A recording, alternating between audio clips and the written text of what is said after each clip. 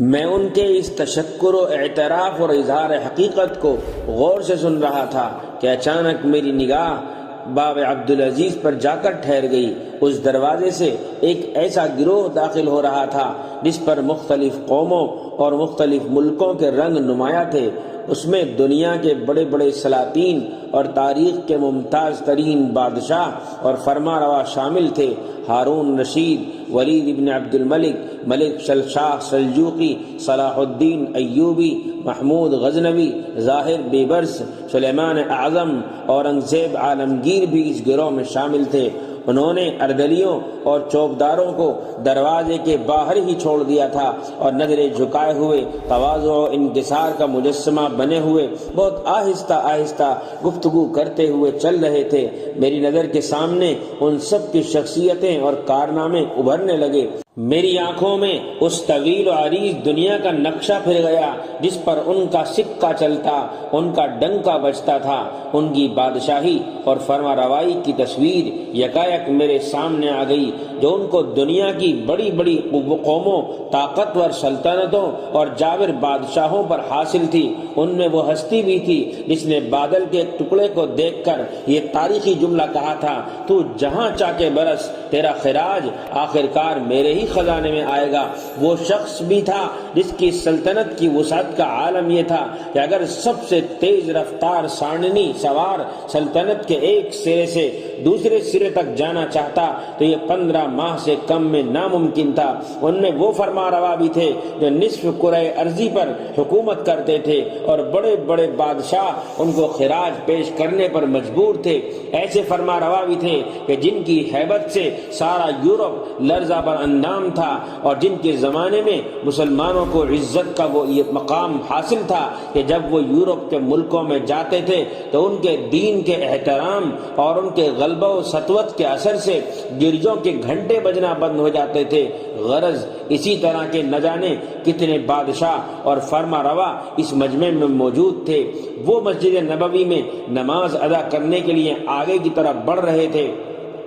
اور حضور کو درود و سلام کا ہدیہ پیش کرنا چاہتے تھے اور اس کو اپنے لیے سب سے بڑا شرف و اعزاز اور سب سے بڑی سعادت سمجھتے تھے اور تمنا کرتے تھے کہ کاش ان کی یہ نماز اور یہ درود و سلام قبول ہو۔ میں نے دیکھا کہ وہ لرزتے ہوئے قدموں کے ساتھ آہستہ آہستہ آگے کی طرف بڑھ رہے ہیں۔ ان کے دلوں پر ہیبت طاری تھی، یہاں تک کہ وہ صفہ کے نزدیک پہنچ گئے جو فقراء صحابہ کا مسکن اور جائے قیام تھا۔ وہ تھوڑی دیر کے لیے وہاں رک گئے اور عزت و احترام اور شرم و حیا کے ملے جلے جذبات کے ساتھ اس جگہ کو دیکھنے لگے جو کبھی ان فقراء و مساکین کا ٹھکانہ تھا جن کے قدموں کی خاک کو یہ اپنی آنکھ کا سرما بنانے کو تیار ہیں۔ اس کے قریب ہی انہوں نے تحیت المسجد کے طور پر 2 رکعتیں پڑھیں اور قبر مبارک کی طرف بڑھے، اور پھر ان کی محبت و عقیدت، جذبات و احساسات اور علم و ایمان نے جو کچھ کہلوایا وہ انہوں نے اس بارگاہ نبوی میں عرض کیا، لیکن شریعت کے آداب کا خیال رکھتے ہوئے اور توحید خالص کو پیش نظر رکھ کر میں نے سنا وہ کہہ رہے تھے، اے خدا کے رسول، اگر آپ نہ ہوتے اور آپ کا یہ جہاد اور یہ دعوت نہ ہوتی جو دنیا کے گوشے گوشے میں پھیل گئی اور جس نے بڑے بڑے ملکوں کو فتح کر لیا، اور اگر آپ کا یہ دین نہ ہوتا جس پر ایمان لانے کے بعد ہمارے آبا و اجداد گوشے عزلت اور قعر مذلت سے نکل کر عزت و سربلندی، بلند ہمتی و حوصلہ مندی کی وسیع زندگی میں داخل ہوئے، پھر اس کے نتیجے میں انہوں نے بڑی بڑی سلطنتیں قائم کی، دور دراز ملکوں کو فتح کیا اور ان قوموں سے خراج حاصل کیا جو کسی زمانے میں ان کو اپنی لاٹھی سے ہانکتی تھی اور بھیڑ بکری کے گلے کی طرح ان کی پاسبانی اور حفاظت کرتی تھی۔ اگر جاہلیت سے اسلام کی طرف اور گوشے گمنامی اور تنگ و محدود قبائلی زندگی سے تسخیر عالم کی طرف یہ مبارک سفر نہ ہوتا جو آپ کی برکت سے انجام پذیر ہوا، تو دنیا میں کسی جگہ بھی ہمارا جھنڈا سر بلند نہ ہوتا اور نہ ہماری کہانی کسی جگہ سنائی جاتی۔ ہم اسی طرح بے آب و گیا، خشک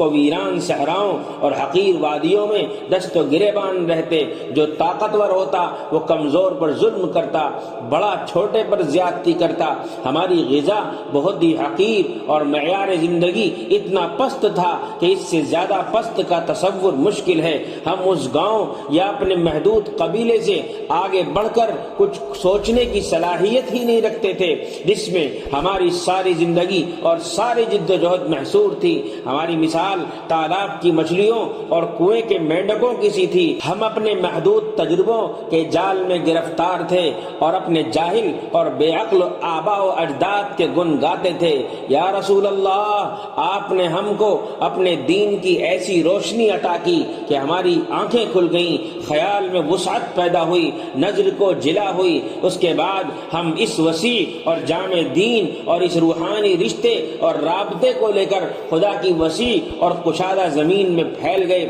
ہماری مردہ اور خوابیدہ صلاحیتیں بیدار ہوئیں اور ہم نے ان صلاحیتوں سے کام لیتے ہوئے شرک و بت پرستی اور ظلم و جہالت کا پوری طاقت سے مقابلہ کیا اور ایسی عظیم الشان حکومتیں قائم کی جن کے سائے میں ہم اور ہماری اولاد اور ہمارے بھائی صدیوں تک آرام اور فائدہ اٹھاتے رہے۔ آج ہم آپ کی خدمت میں غلامانہ نظر عقیدت پیش کرنے آئے ہیں اور اپنے جذبہ محبت اور عزت و احترام کا خراج یا ٹیکس اپنی خوشی و مرضی سے ادا کر رہے ہیں اور اس کو اپنے لیے باعث فخر اور وسیلہ نجات سمجھتے ہیں۔ ہمیں پورا اعتراف ہے کہ اس دین کے احکام و قوانین کے نفاذ کے سلسلے میں جس سے اللہ نے ہم کو سرفراز کیا تھا، ہم سے یقیناً بڑی کوتاہی ہوئی۔ ہم اللہ سے استغفار کرتے ہیں، بے شک وہ بہت معاف کرنے والا اور رحیم ہے۔